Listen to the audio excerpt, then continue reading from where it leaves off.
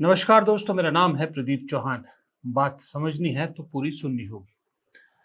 दोस्तों, राहुल गांधी 6 तारीख को 6 जून को फिर से एक बार बिहार जा रहे हैं और इस बार बिहार में अति पिछड़ा वर्ग के छात्रों के साथ बैठकर संविधान सम्मेलन करेंगे, संविधान पे बात करेंगे। वे राहुल गांधी बार बार बिहार जा रहे हैं और बार बार संविधान और जातिगत जनगणना की बात कर रहे हैं। राहुल गांधी ये जानते हैं कि बिहार एक ऐसा राज्य है जहां पर न धर्म चलता है, न पार्टी चलती है। सबसे ज्यादा अगर कुछ चलता है तो वो चलती है जाति। और राहुल गांधी ने इस जातिगत जनगणना और जातीय समीकरण को इतना सीरियसली ले लिया है कि कहा जाता है राहुल गांधी ने अपनी पार्टी के अंदर, खास करके अपनी टीम के अंदर भी एक जातिगत सर्वे करवाया है। राहुल गांधी ने ये पूरा डाटा निकलवाया कि हमारे जो ऑफिस बीरर है कांग्रेस के और मेरी टीम में के जो मेंबर हैं उसमें किस जाति के कितने लोग हैं। क्योंकि राहुल गांधी ने कहा कि सबसे पहले वो अपना घर ठीक करना चाहते हैं। सबसे पहले जो मैं बात पूरे देश में लागू करने की कर रहा हूं उसको अपने घर से शुरू करूंगा। इतना सीरियसली राहुल गांधी अब बीजेपी के धर्म की राजनीति को तोड़ने के लिए इस जाति की राजनीति को आगे ले जाना चाहते हैं। अब ये सिर्फ राजनीतिक एक उनका मकसद नहीं है, इसके पीछे मकसद दूसरा भी है। वो मकसद ये है कि जो उनके परनाना की सोच थी पंडित नेहरू की, कि जो निचला वर्ग है उसको ऊपर उठाना बेहद जरूरी है। इसीलिए डॉक्टर भीमराव अंबेडकर ने जो आरक्षण की एक पॉलिसी बनाई थी उसको नेहरू ने आगे बढ़ाया। लेकिन उनको मालूम नहीं था कि इतने सालों बाद भी भारत में स्थिति बहुत सारे राज्यों में ऐसी रहेगी कि जहां आज भी जो निचला तबका है वो नीचे ही रहेगा। जाति व्यवस्था जो है आज भी बहुत सी जगहों पर भारी है। अब उस जाति व्यवस्था को, जो सबसे जाति व्यवस्था जिसको सूट करती है जिस पार्टी को, उसने इसे ढकने के लिए धर्म की राजनीति का आवरण ओढ़ लिया और पिछले 10 साल से धर्म के नाम पर राजनीति करके बाकी सब चीजों को चादर के नीचे ढकने की कोशिश की। लेकिन मुझे नहीं मालूम कैसे, पर राहुल गांधी को ये स्ट्राइक किया कि दरअसल धर्म की राजनीति का सबसे बढ़िया काट है कि जातिगत जनगणना या जातिवार लोगों की समस्याओं पर बात की जाए, उनके रिप्रेजेंटेशन की बात की जाए। हालांकि मैं कुछ कुछ समझता हूं कि ये किस शख्स का आइडिया था जो राहुल गांधी को पसंद आया और उसको आगे लेके गए। राहुल गांधी ने उस शख्स को जिम्मेदारी भी बहुत दी और एक दिन कोशिश करूंगा कि उस शख्स से आपकी मुलाकात भी कराऊं। उनका नाम है डॉक्टर अनिल जयसिंह, जिन्हें अब शायद ओबीसी का चेयरमैन बनाया है कांग्रेस ने। वो कांग्रेस में शामिल भी हो चुके हैं। खैर, बात यह कि मैं बात कर रहा था राहुल गांधी ने जो कहा है कि सबसे पहले घर ठीक करूंगा, जातिगत जनगणना के जो फॉर्मूले को सबसे पहले अपने यहाँ लागू करूंगा। लेकिन उसके अलावा राहुल गांधी ने एक चीज और आपने देखा होगा पिछले कुछ महीनों से शुरू किए कि अपने घर का जो ढांचा है, जो बिगड़ा हुआ ढांचा है, जो ढहता हुआ ढांचा है, उसको दुरुस्त करना है, उस ढांचे को दोबारा मजबूत करके खड़ा करना है।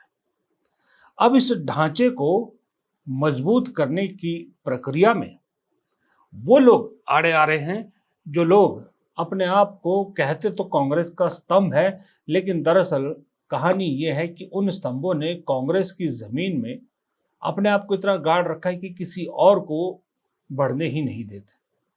और उस चक्कर में कांग्रेस अपने आप को बदल नहीं पाई। कांग्रेस कहीं समय के साथ पीछे रह गई और जैसा राहुल गांधी ने कहा कि गलती हुई 80 और 90 के दशक में कि जो अलग अलग जातियां कांग्रेस के साथ जुड़ी थी, अलग अलग समुदाय कांग्रेस के साथ जुड़े थे, उन्हें वो रिप्रेजेंटेशन नहीं दी और खामियाजा भुगता कि वो लोग किसी और के साथ चले गए। कांशीराम ने मौका ढूंढा, उन्होंने दलितों की राजनीति की, किसी ने मुसलमानों की राजनीति की, किसी ने यादवों की राजनीति की, किसी ने ओबीसी की राजनीति की।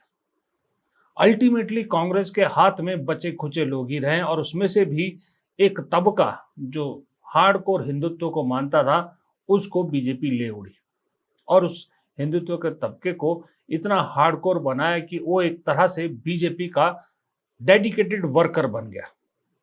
जो कभी सिर्फ वोटर हुआ करता था वो डेडिकेटेड वर्कर में बदल गया और उस वर्कर ने फिर बीजेपी के एजेंडे को आगे बढ़ाया और उसकी काट के लिए राहुल गांधी को अब वो ढांचा दोबारा खड़ा करना पड़ा। लेकिन उस ढांचे में जो मैंने कहा जिन्होंने जमीन हड़प रखी है उन्हें स्लीपर सेल आज की भाषा में कहा जाता है।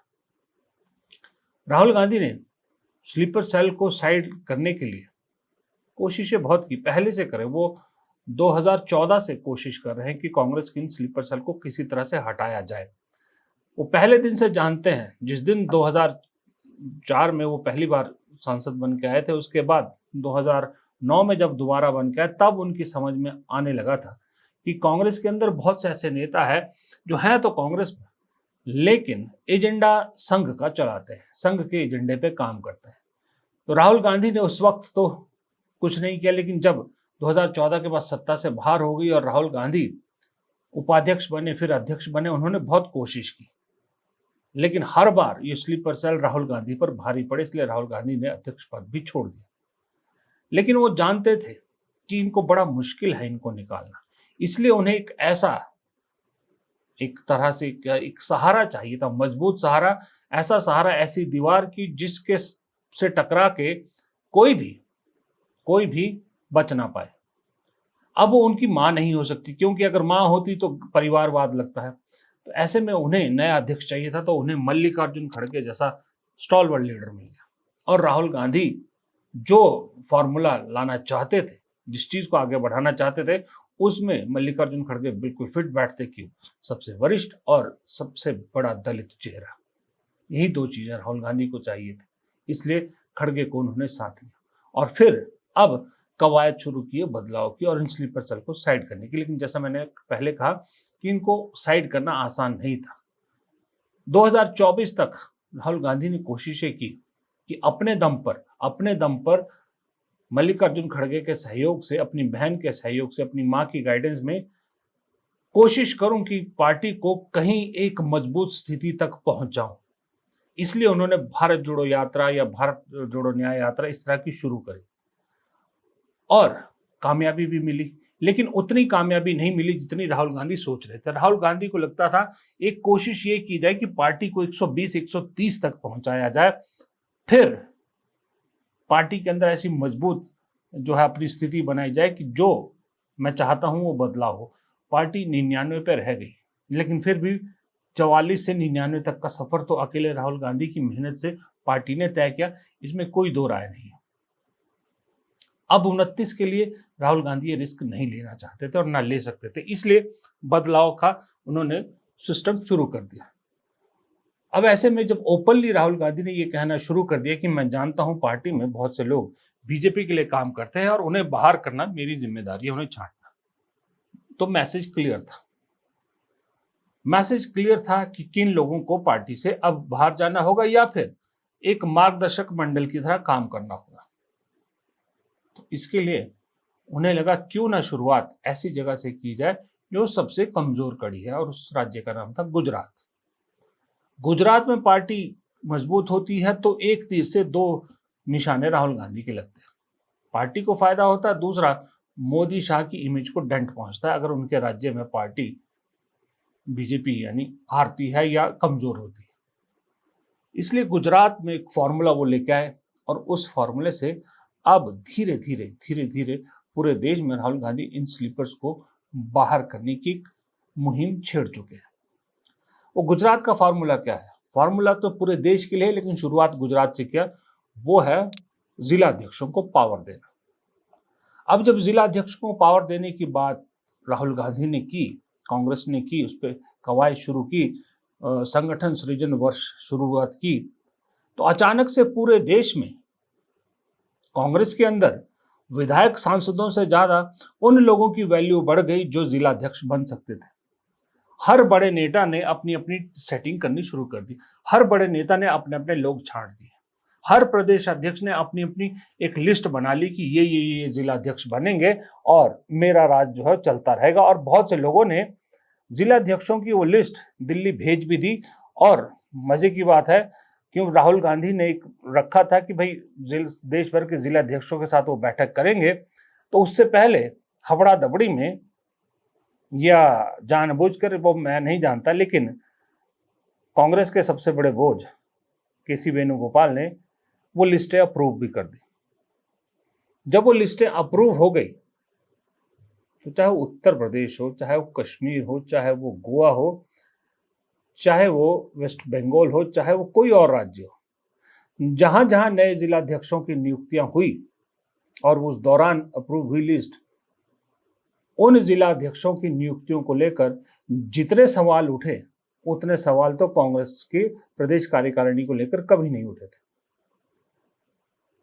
जितने मैंने प्रदेशों के नाम लिए, इनके अलावा और प्रदेशों को भी देख लीजिए, बहुत से प्रदेशों में ऐसे जिलाध्यक्ष भी बना दिए गए जो 5, 7, 10 दिन, 20 दिन, महीना, 1.5 महीना, 2 महीने पहले तक बीजेपी में हुआ करते थे, उनका गुणगान गाया करते थे, गांधी परिवार और कांग्रेस को भला बुरा कहते थे।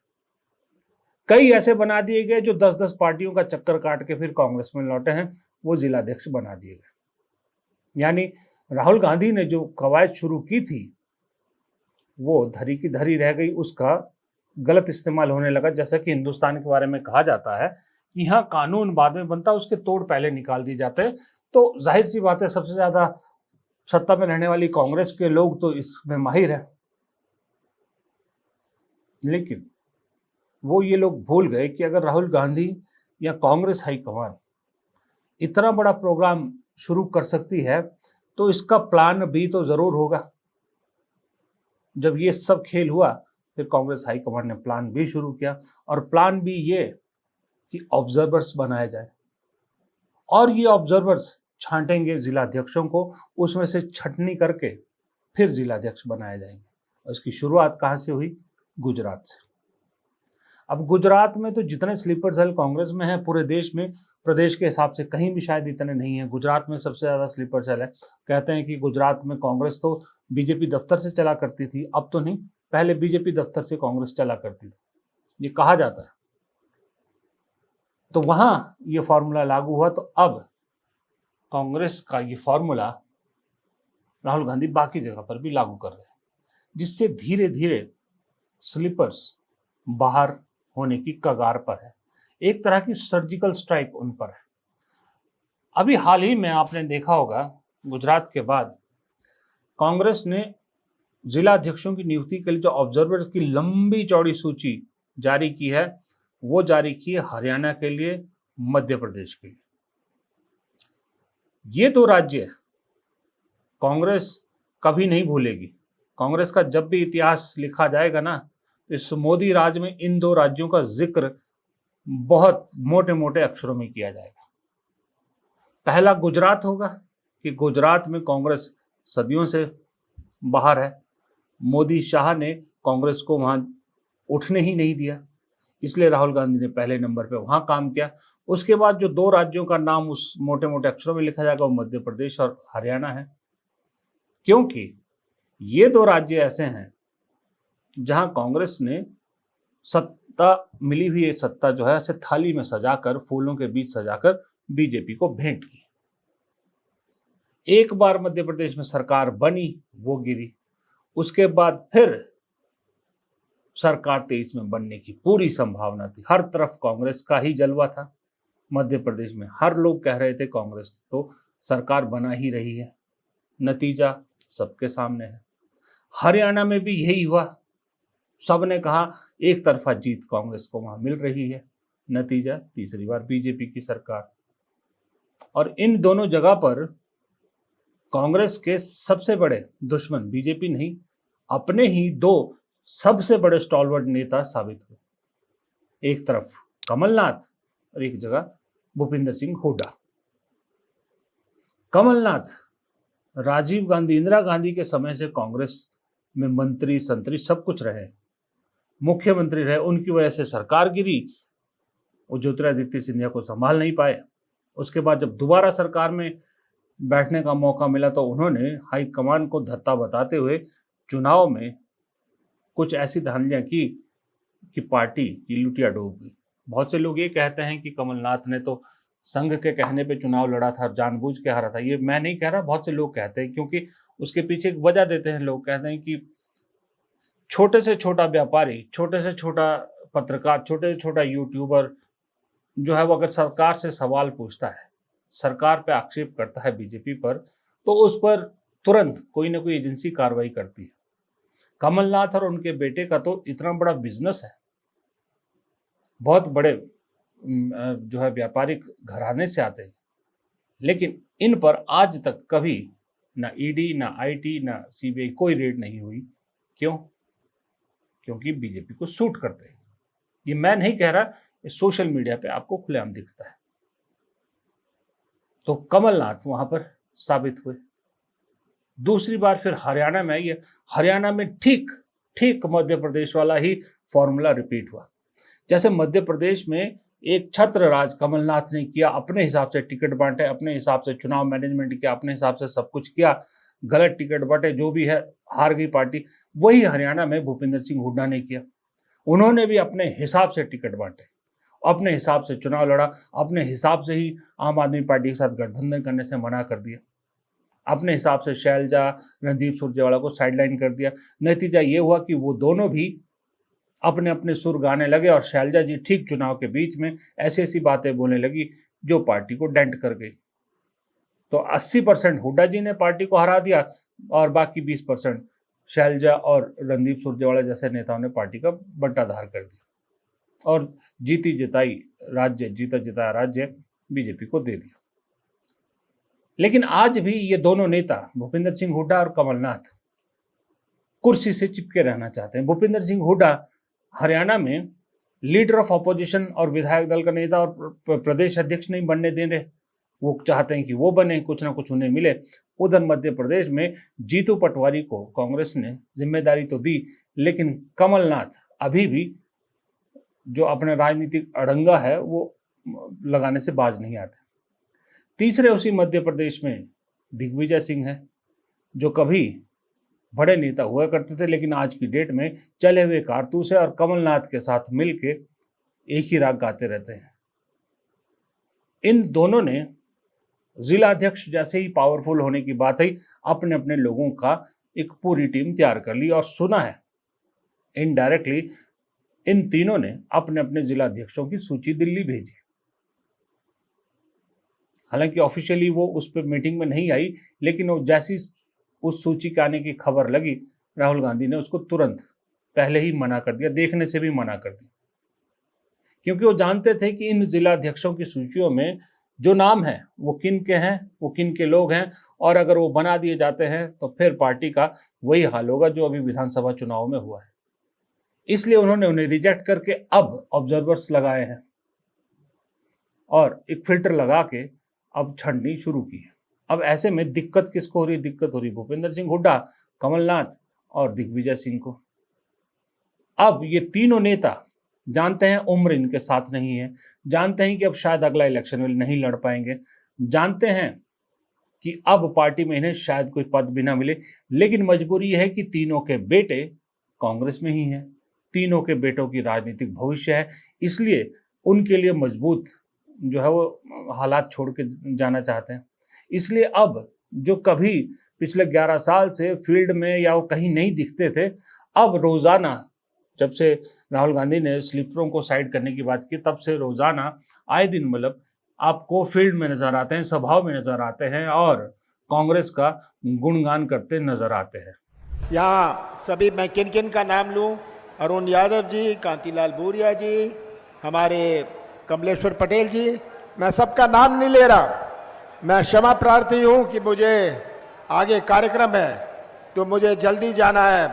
मैं आप सबसे प्रार्थना करता हूं, निवेदन करता हूं कि मेरे बोलने के बाद आप जाइएगा मत, आप सबकी बात सुनकर जाइएगा।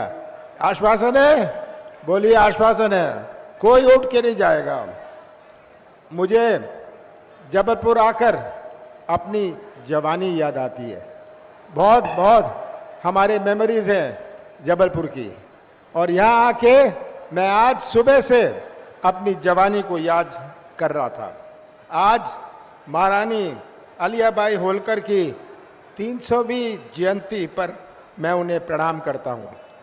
महारानी अलियाबाई ने हमेशा न्याय की लड़ाई लड़ी और इन्होंने पूरे देश में प्राचीन हिंदू मंदिरों का नव निर्माण किया।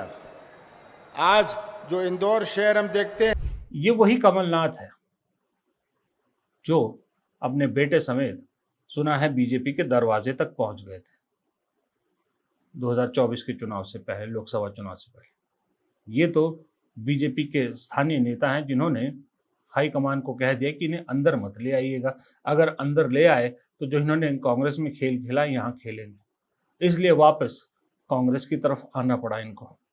लेकिन ये बात कांग्रेस हाईकमान भूली नहीं है, और यही तरीका हुड्डा जी ने अपनाया था कि किस तरह से राहुल गांधी जब कह रहे हैं कि आम आदमी पार्टी के साथ गठबंधन की कोशिश कीजिए, वो विदेश जाते हैं और पीछे से हुड्डा जी साफ मना कर देते हैं।